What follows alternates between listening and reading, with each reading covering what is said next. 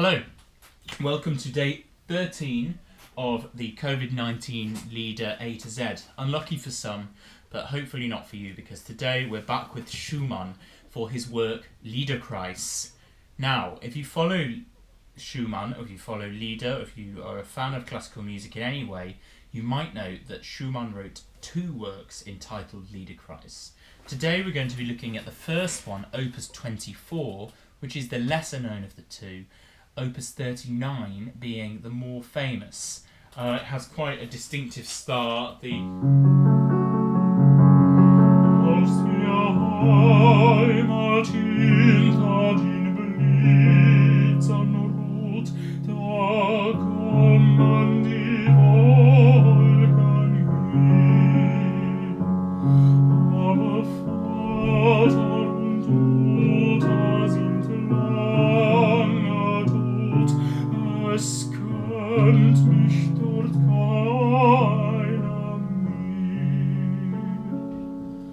I encourage you to listen, it's a wonderful piece. It's not one I've ever sung, that's actually the very first time I've sung any of it, and it's making me want to sing more. But yeah, I'm here today to talk about Schumann's Opus 24, because it's a bit less well known, and I have recently worked on the whole opus,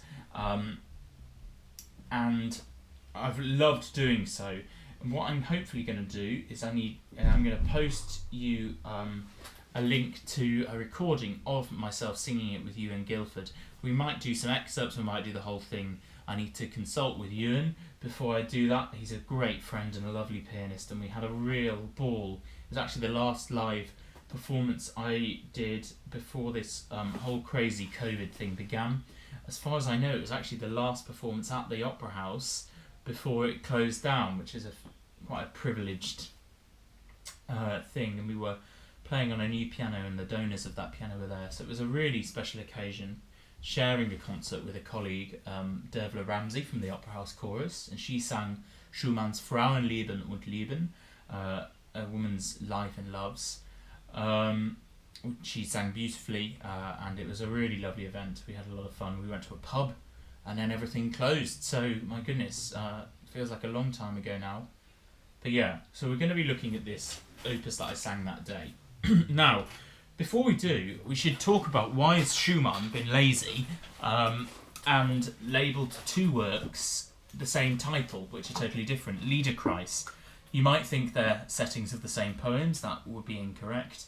And actually, you might be surprised if you don't speak German to know that this is a word which has lots of important meaning in the whole world of the Lieder tradition.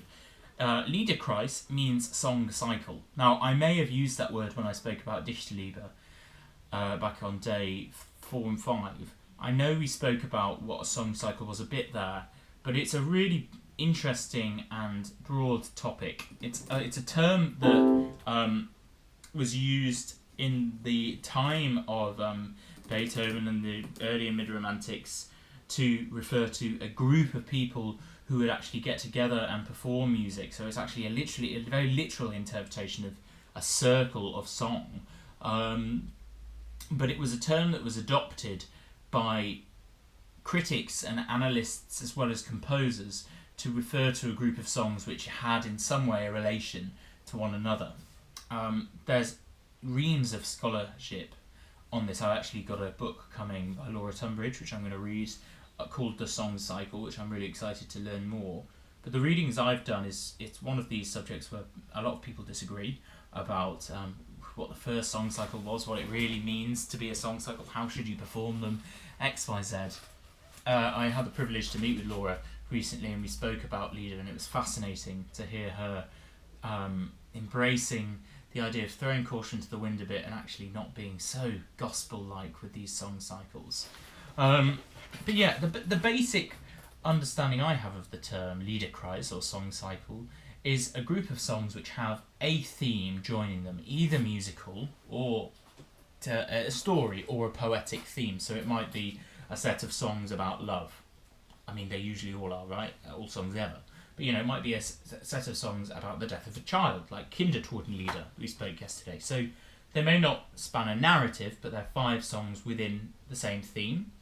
Or they might be like Andi Geliebter, where the poems kind of don't take us on a journey so much as the music does, and that's sort of a musical, it's almost like a sonata for the voice, obviously not an actual sonata form, but it's like a form of a composition that makes it a cycle, and the musical ideas, like the Beethoven. I often, when approaching a song cycle, look for a way to create a dramatic arc, and we spoke about how I do that in Dichterliebe. Liederkreis Opus 24 is a bit of a different work. It's certainly a younger Schumann on show, in style as well as just in age. I think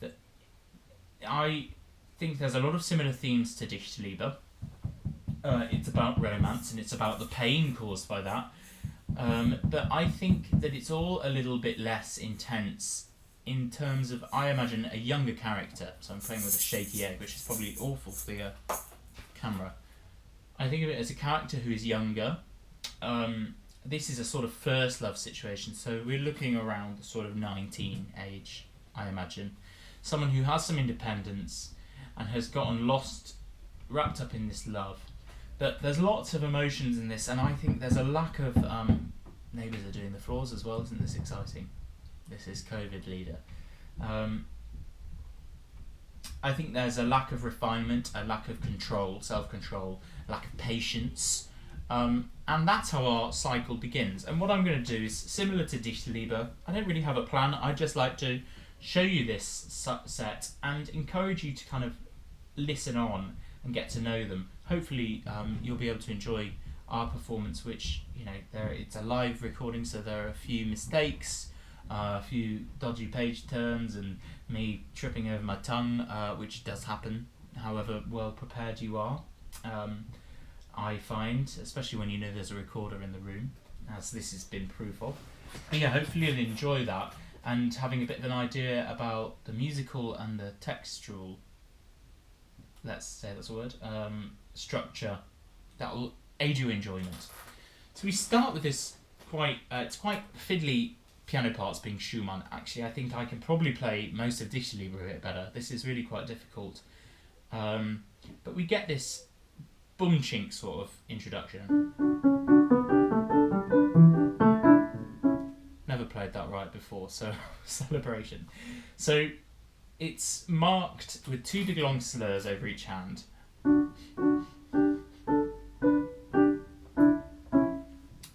And staccato. So we get the idea that we've kind of got two melodies kind of working around each other, but out of sync. So we could view that as two lovers who are parted, or we could just view it as something that's a little unsettled. Now, the text of this is set, I should say, it's Heinrich Heine yet again.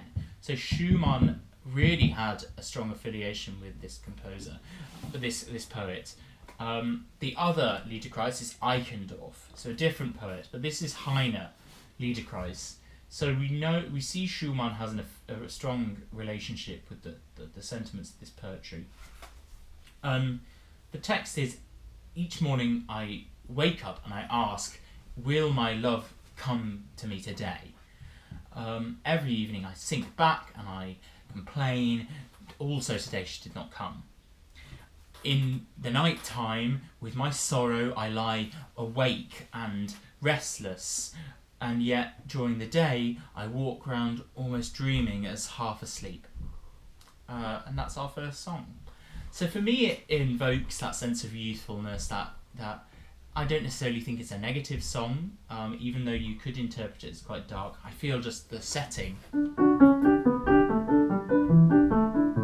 is too light-hearted to panic, and also the melody. Morgen steh ich auf und frage, kommt eins Liebchen heut?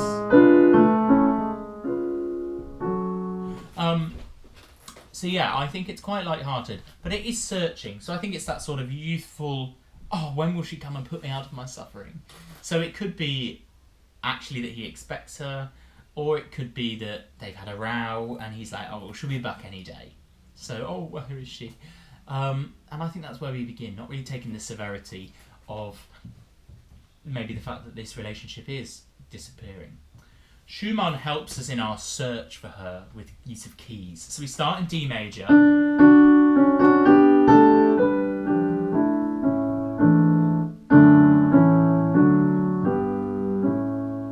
Very resolved, but she's not there. So Schumann, big faux pas, goes searching. That's a very clever chord. You hear how he destabilises that. We could go back to...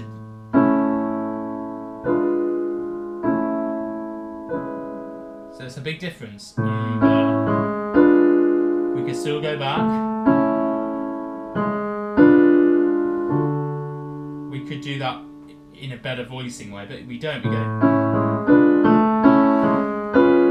Which pulls us down to this F sharp minor.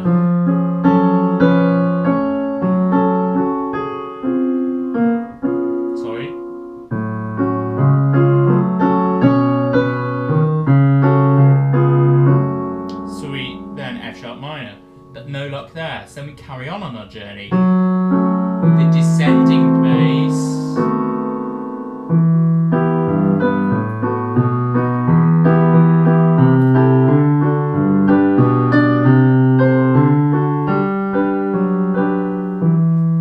So do you hear that bass line is constantly moving?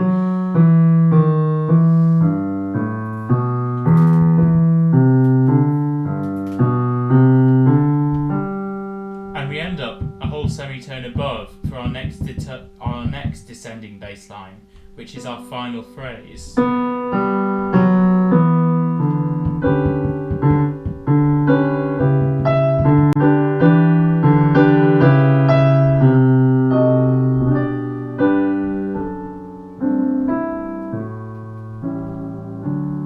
find our way back. And I find that interesting. I don't know if we have resolution, but it's nice. To me it shows that it's not too serious a song because of that.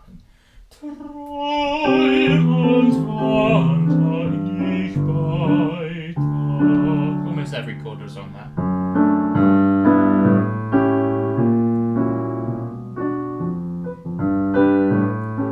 So there's some discords.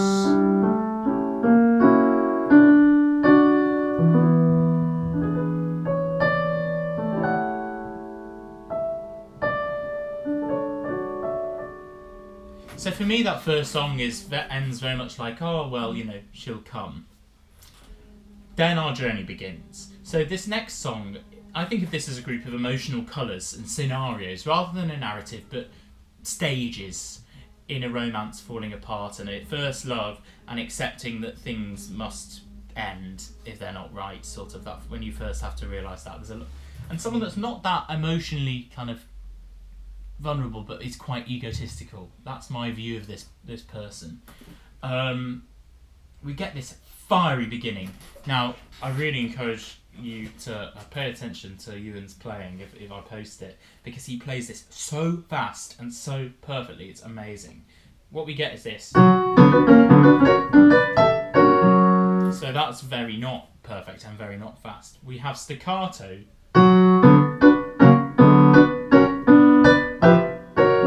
Exceptionally virtuosic, and it's a sehr rasch, very rushed, hurried, fast, very, very fast.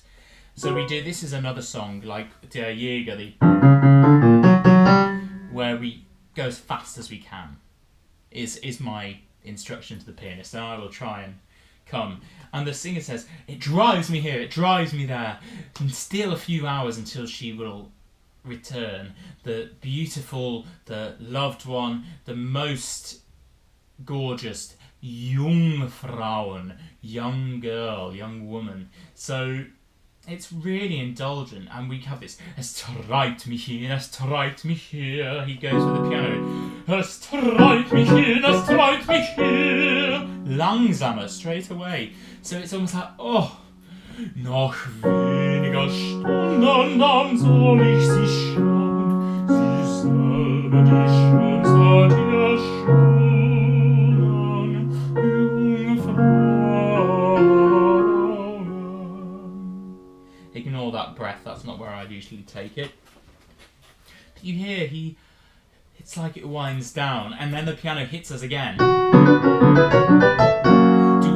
armes Herz, was pockst du schwer? Die Stunden sind aber ein faules Volk. The hours are a lazy folk. And here we have these clock-like dongs on the piano in octaves. Dun, dun, dun, dee, dee, dee, dun, dun.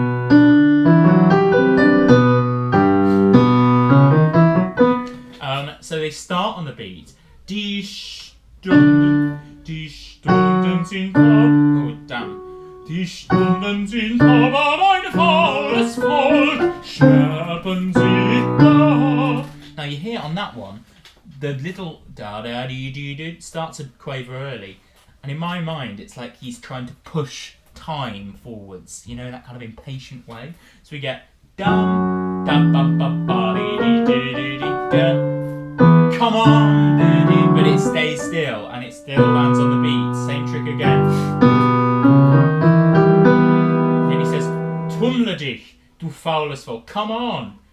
Tummle dich, du faules Volk. With the ritardando before. Tobende Eile mich treibend erfasst. Aber wohl niemals liebten die Horen. Always getting slower here according to the score.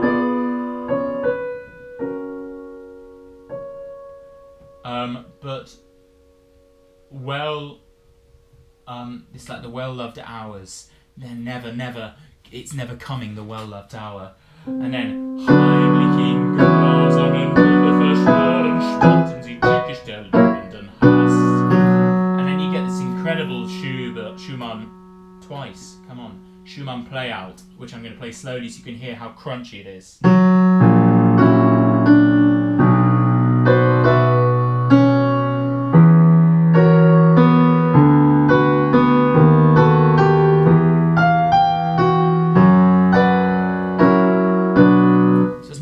To be that crunchy. It's a flurry when you hear it down. It's an amazing little song. I think why I like this cycle so much is that second song. It just gets right into the heat of the action. Whereas sometimes when I perform Dichterliebe, I love that first song and it breaks my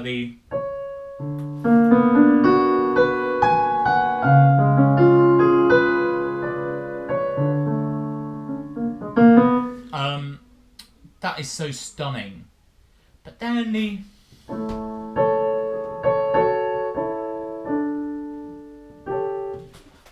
playing it, I can't say I don't love it, but it's much more slowly paced. That kind of in the same world for a while, and then suddenly it takes off. Whereas this work, it's shorter, and but only actually about 5 minutes shorter. But within those 5 minutes, he does 9 songs in this instead of getting 16 into Dichterliebe. So it's a very different sort of structure. I love that second song though. Then we have this glorious. Now this song for me is self-indulgent sorrow.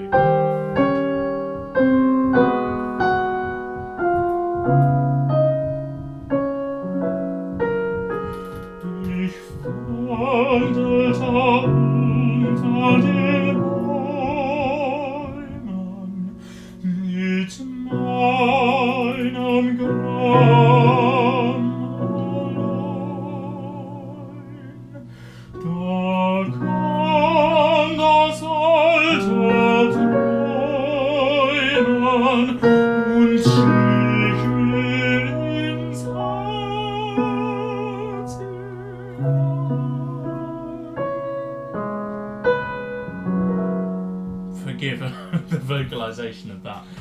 The recording sounds a bit nicer. Yeah, I wander under the boughs of the trees with my pain alone. Then comes the old pain and the old dream and sneaks and creeps into my heart within. Yeah, where did you learn these songs, these words, you birds in the lofty heights? Wer hat euch dies Wörtlein gelehrt, ihr Vöglein in luftiger Höhe? Schweigt still, be silent, wenn mein Herz es hört, because when my heart hears it, and he repeats the melody. Schweigt still, wenn mein Herz es hört, dann tut es noch einmal so weh.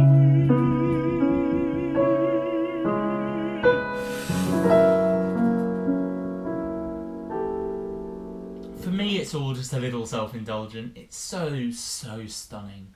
But I like the idea that it's maybe not actually that earnest. He is in pain, but it's kind of that. I used to do this thing when I was a kid. I'm sure maybe this is a weird thing to say, but if I was sad, I'd sit down in the corner of the playground and look sad until someone came and said, "Are you okay?" And I think that's maybe what he's doing, except he's not like 6 years old.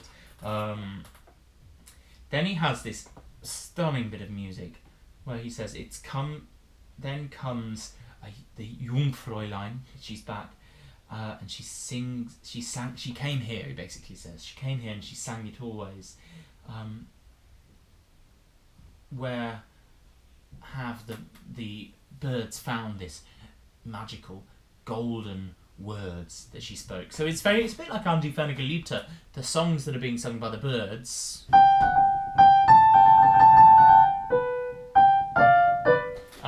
We remember that from day one. It's a bit like the songs that are sung by the birds. He's like, oh, but that is her song. So whereas in Dichterliebe we get it with the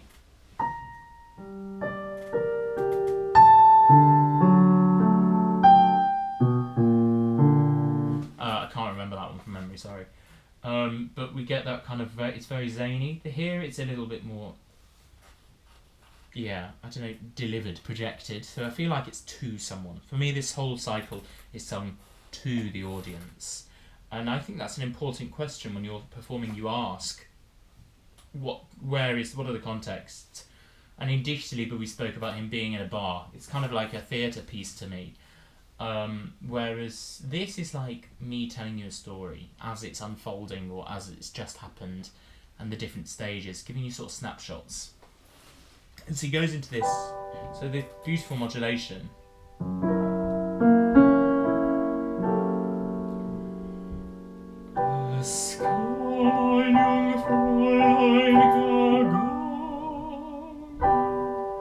And we get this prayer-like. And then the tune comes back.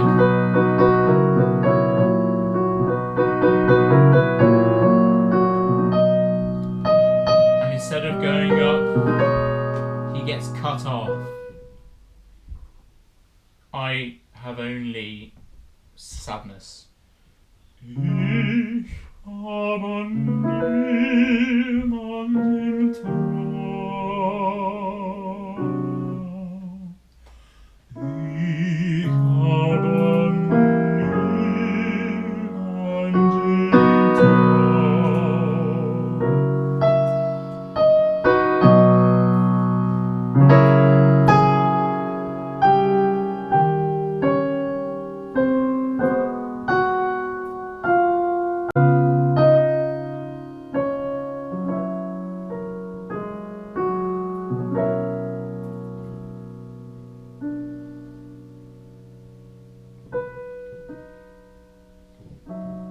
That's why I need a good pianist to do those playouts. Stunning song, and I wonder whether maybe at the end, in terms of my characterisation, that cutting short is actually then there's a moment of earnest. This was what the pain was like. Then the next song, in my programme notes I like to write like a sentence of English about how I see the song. And so this, I wrote something along the lines of drowning his sorrows in the arms of another. The protagonist tells of a story of how in his heart there is a small man making a coffin and the nail hammers keep him awake at night. So for me this is kind of a post-coital song that goes from being like, oh, I'll entertain her with a joke, to actually, there's quite a lot of bitterness here, and this self-soothing is not quite working perhaps. And we have I won't spend too long on this, but Schumann does something very simple but very effective. The voice begins in the low registers. Lieb, liebchen, liegst Handchen auf Herza mein, ach, hörst du, wie's pocket im Kämmerlein. So it's saying, my love, lay your hand on my chest. Can you hear what noise is made inside there? And Schumann gives us, I like to imagine this, that we have these little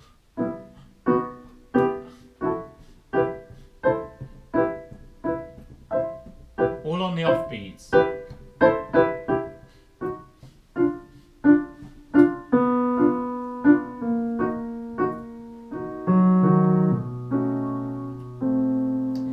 So we have these punctuations, and they are like hammers. I like to imagine they're really far away, so you imagine this massive crash, but all that he can hear, he feels the crash, but all that he kind of hears is the... So it's like very understated, but an immense amount of pain within those. And then these amazing melodies that slink down. And the second verse has this incredible... Goes all the way down to that low E. I love that, and I think it's great. So that's a nice simple song. Then we have maybe the best... How can you say this? What a fantastic cycle. We have, it really starts to take off, and we get this incredible song, Schöne Wiege meiner Leiden, which is a song to the city that he's lived in. And for me, this is the young man going, do you know what, there's too much, to keep this children appropriate, there's too much bad juju going on here. I've outgrown this place, maybe a hometown, I'm going to get out of here and start afresh.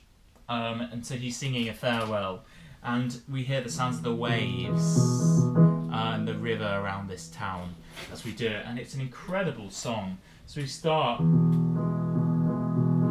it's an interesting one for tempo as well, I should say, bewegt. So we want to make sure we don't go too fast in this, I think, and my temptation initially was,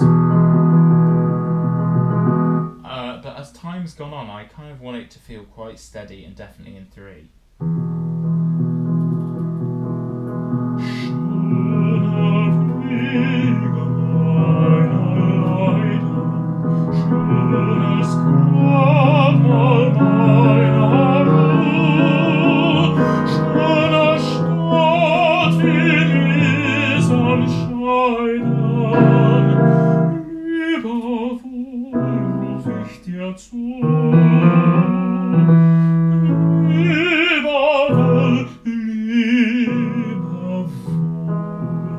Now what this song does, so it's Liebewohl, farewell, the song carries on and we get the same harmony.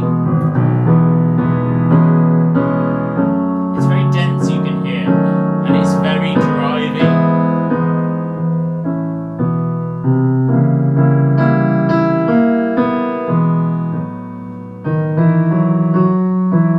Interesting difference, which in some recordings they don't do because they think it's a mistake, but the more observant ones do. And so which leads me to believe maybe it's not a mistake. Which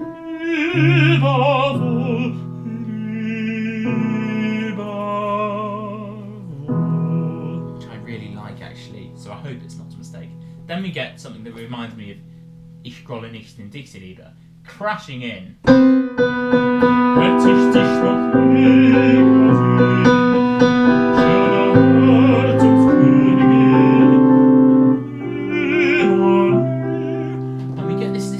Incredible because it's really through composed and it's a really substantial thing on its own. These beautiful, very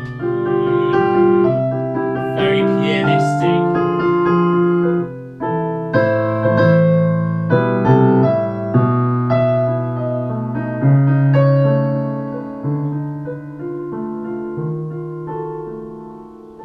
You get this beautiful postlude of the section and return to the music, now up the octave. And he says, I never wanted you to fall in love with you. I didn't ask for this. I only wanted a quiet, peaceful life. Interesting. A little bit of reality here. And we lose our strength and we get to hear the harmony. So for me, maybe something a bit more kind of desperate or ungrounded, and we get a bit faster. So I love this idea that you and I spoke, we retardando into a faster tempo. So you get the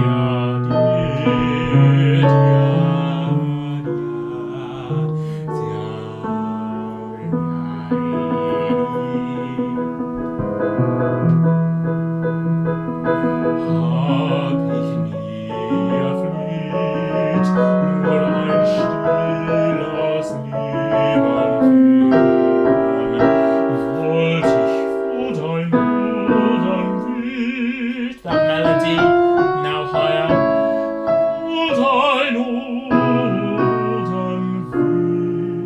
So Schumann now doesn't resolve, and he carries on through some modulations. Doch, but du drängst mich selbst von Himmel, bittere Worte spricht dein Mund. Then we get this incredible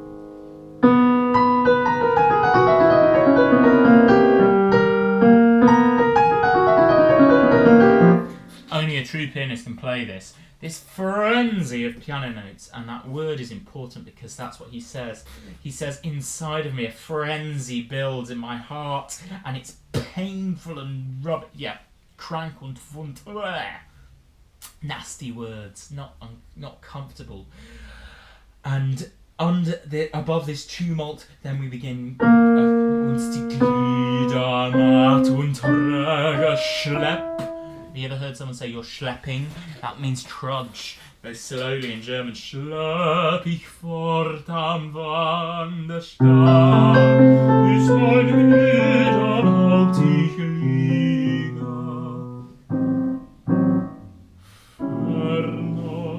This is just something else, this song, right?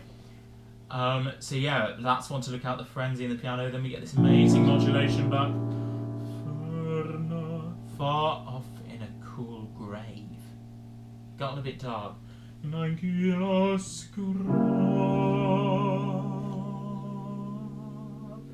then one of Ewan's observation, he brings us back to, but with a B. So that's the fifth of the scale. So we don't resolve as the tune comes back. We stay in this inversion, which is sort of nebulous. We stay suspended.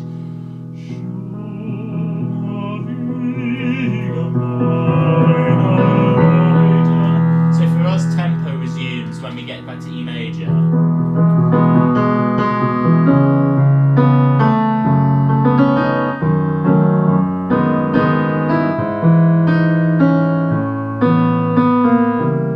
Same as we know, adagio.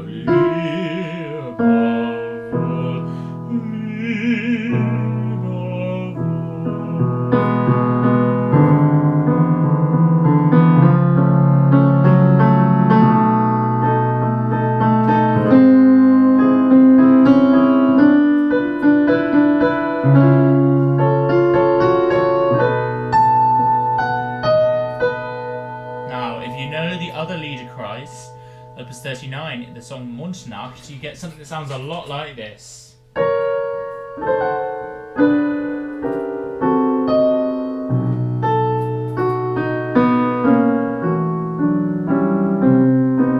quite like that.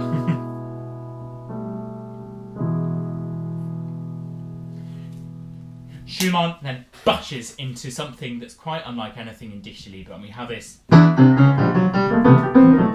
It's a big batchy thing in octaves. Warte, warte, wilder Schiffsmann. This is our character running after the boat's captain, going, come on, I'm coming with you. And he speaks about lots of things that we might know from mythology or religion. He speaks about Adam and Eve, where he says, he has first there's like an outburst of I've got to get with this, and he goes, do you know the old story about the snake in paradise, the apple, and where evil began, alles Unheil brachten Äpfel, Eva bracht damit den Tod. So Eve broke that with death. And I try and point out when an audience is listening to this, they can hear those words, Äpfel, Eva. They know what those words mean if they don't speak German either, because they sound so much like the English. And something I learned from Antonio Papano, my big boss at work. He speaks about when there's a word that's similar to English, you should really bring that out, because that's where the audience's ear automatically clicks in. We then have more Iris, which is Paris, bit less easy to get but a familiar story. Brachte Trojas Flammen, so broke Troy's strength, flames. And then he says, you bring both fire and death.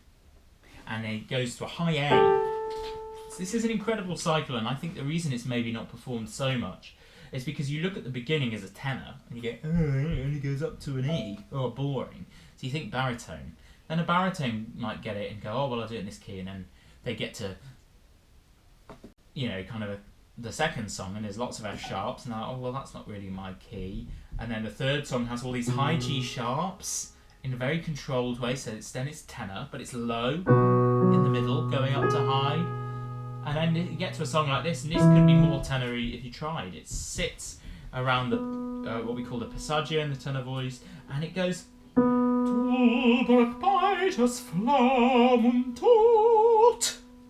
really big notes. So yeah, interesting. And there's a few ossia or optional higher notes you can take in this.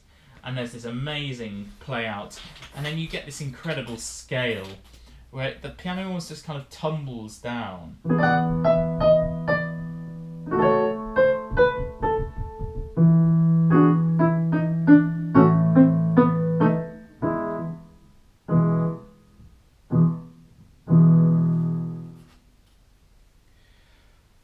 The next song, I'll leave you to hear when you listen to the cycle. It's a strophic song, and I fell into the trap of what I mentioned about strophic songs, going, oh, I don't like that one, because it's hard. And this was an interesting example. There's a beautiful, it goes lovelily into that key of A major. But I actually decided that when I did this, that I would transpose this song. So it's a bit of a big decision to make, but it made me feel like I could make music.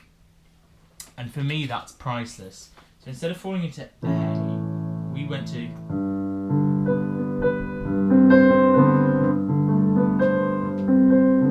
G major, and it just gave this whole song a feeling of actually us being able to interpret the text and make music. So there's a little note on keys. There are some people who would probably think I should be struck from the stage for doing that, and there are others who think, good for you. As long as it sounds good and it makes sense and there's a reason for you to do it, you're doing, like, these songs don't even have to be performed all together. So like I said about Liederkreis, lots of different thoughts, and that's a point of contention. But to quote the famous example, this is that Laura gave me, if everyone sings Stichliebe in all these different keys and talks about relationships, but then Grolenisch comes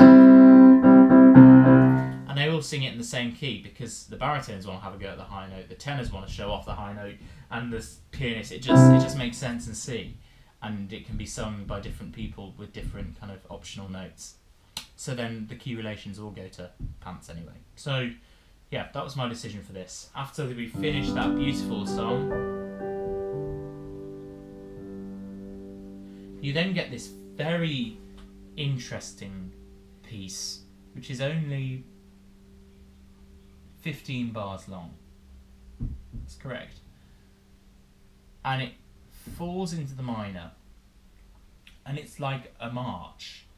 And basically the protagonist says, I have suffered an enormous amount, and how I got through it I couldn't tell you, but somehow I have. And I think there's something so human about that. It's so modern to have gone through such turmoil and not really know how you managed, but you did, and that's enough. So we get this.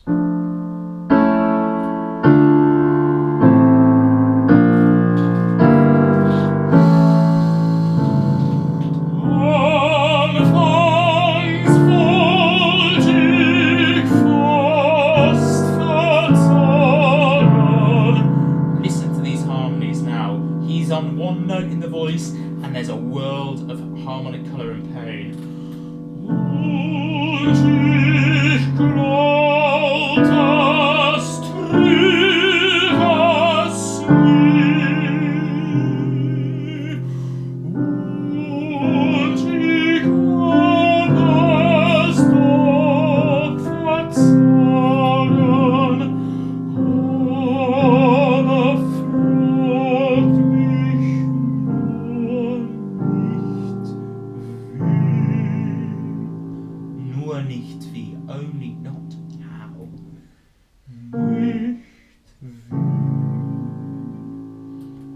and Ewan, when we performed this together, did a beautiful thing. He lets that chord hang and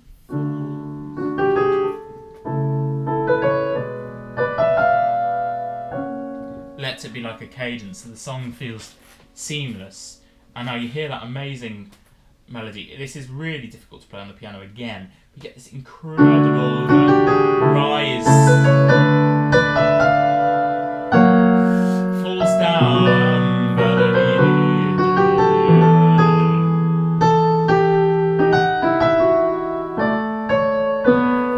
I wish I could play it, I can't. Then you get the voice emulating the melody.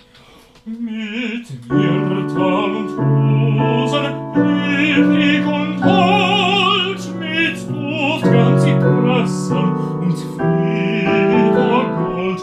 Mag dich zehren dies Buch in ein Totenschrein und Sagen meiner Lieder hinein. O konnt ich die Sorgen hinzu. Now this is a fantastic song, and I nearly did this for M on its own. Mit Myrten und Rosen, with myrtles and roses I strew and hold, cypresses and fluttering gold. I would like to put a book of all my pain, my death and my song, and I'd like to bury it. So it's similar to Dichterliebe, but for me this is a song of triumphing, much more positive than Dichterliebe. And we go through all these different modes and different colours. That "O könnte ich die Liebe sagen" hinzu, if I could bury the love also.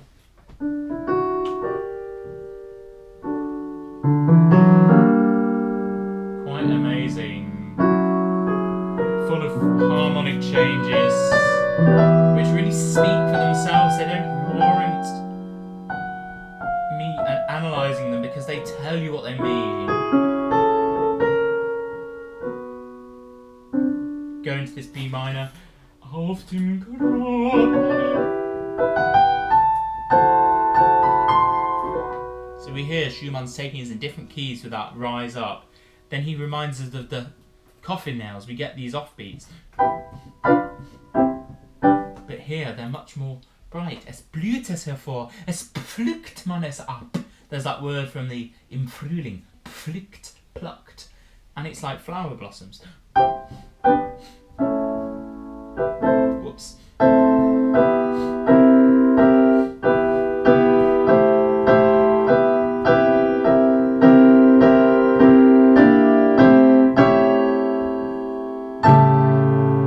And back into D major, celebratory.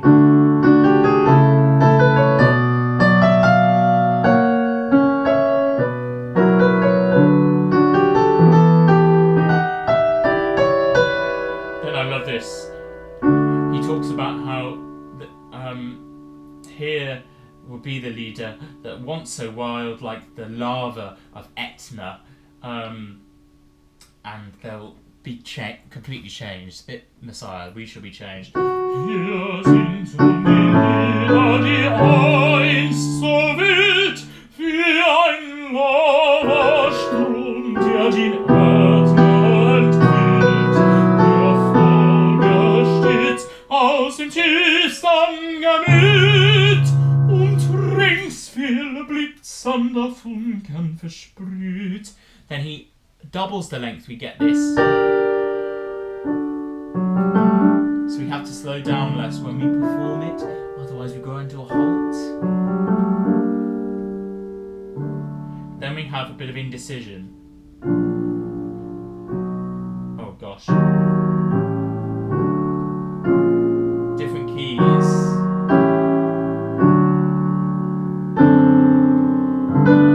The Love's Ghost. Lieber Geist, ein Zimmer sich weht, doch aus heute Alter. See, he's going between these. Vor dir, lieber Geist, einst über sie. And we're going to schneller. Schwebt. Now, how much like D major? We're back where we started with these staccatos with slurs over them. I've never noticed that till right just now, which I love.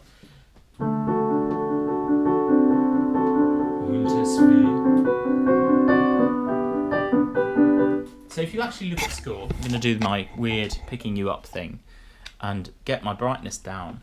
We can see, yeah, that is the exact same figuration as how our first song fits together.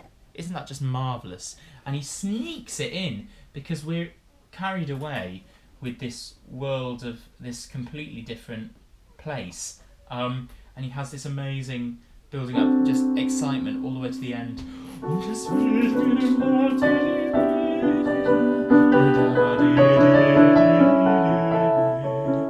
Then he sits there.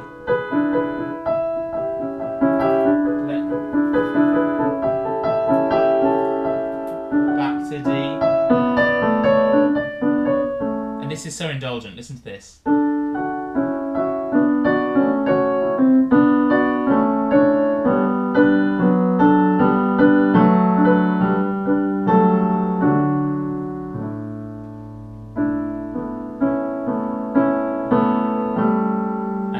Seventh there. Then we go into this magical world. Zauber, magic. Dann muss ich des Liedes zaubern. Tell me any jazz number. Thelonious Monk, right there.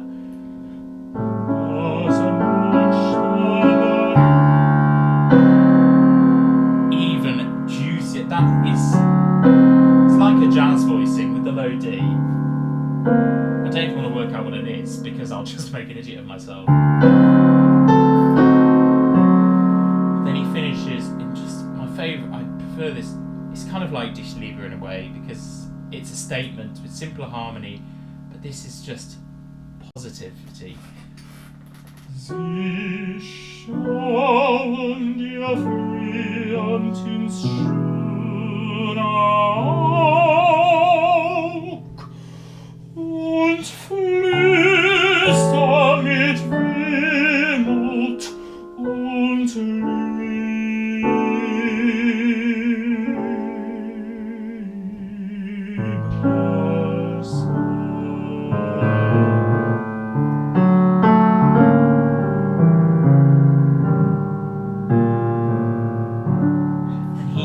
expressing himself within this key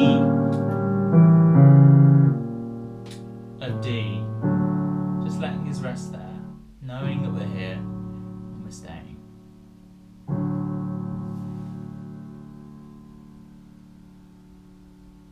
Well, that was a pleasure for me just to revisit that piece that I performed now 5 weeks ago. Feels like a long time, and there's been a lot of German music in between. I am loving doing this series, and if you are watching, thank you so much. I hope you're staying well, and I hope that you, like us, are having mad food deliveries where you realise, why the hell did I buy this?